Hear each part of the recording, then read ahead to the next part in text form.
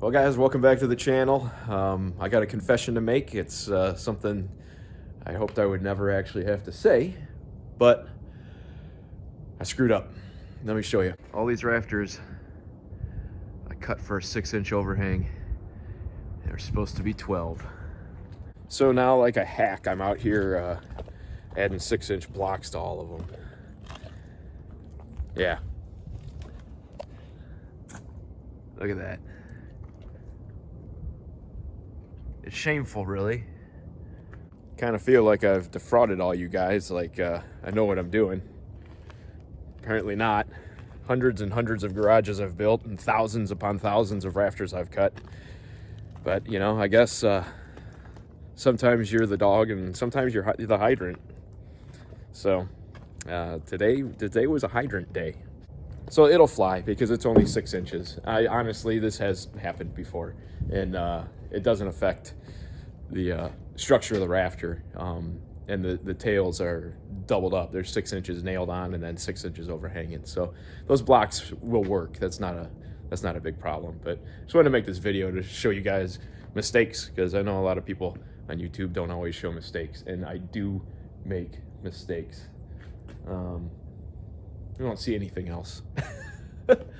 But yeah, I got a call from the contractor on the way to the job, and he goes, "You were aware that was a 12-inch overhang, right?" And I said, yeah, I was aware. I looked right at the work order. Said 12 and 12 right before I laid out the rafters. Still laid them out at a 6-inch overhang, which 9 times out of 10, we just do 6-inch overhangs. That's why muscle memory, I guess, or brain atrophy, maybe.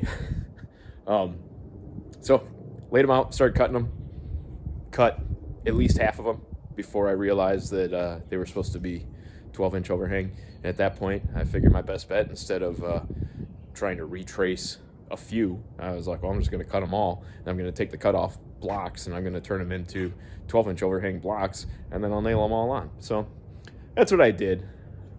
Yeah, it was right on the work order. I knew. But just wanted to show you guys the fallibility of people working in the trades.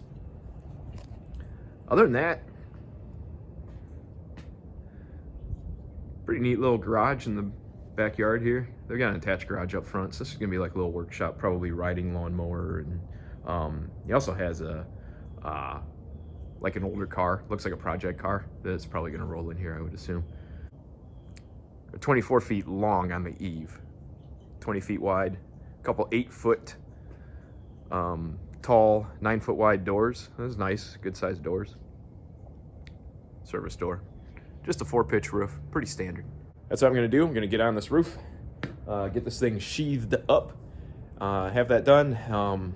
Roofing crew's coming tomorrow, and then I'm gonna actually side this one. So maybe I'll get a little video of me hanging siding.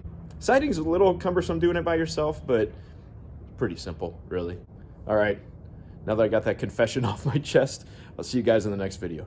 Right here on my work order, flies and eaves, 12 inches. I knew it too. I checked before I laid out the rafters.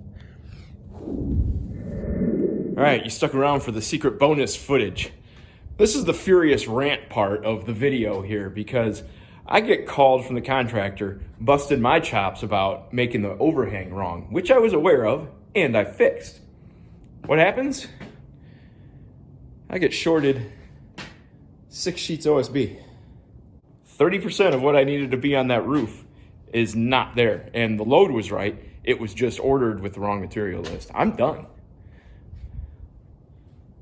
Just gotta get the lock set on and start bending metal tomorrow. Roofers showed up, and there was nothing they could do because this wasn't ready to go. So we're all fallible, I guess.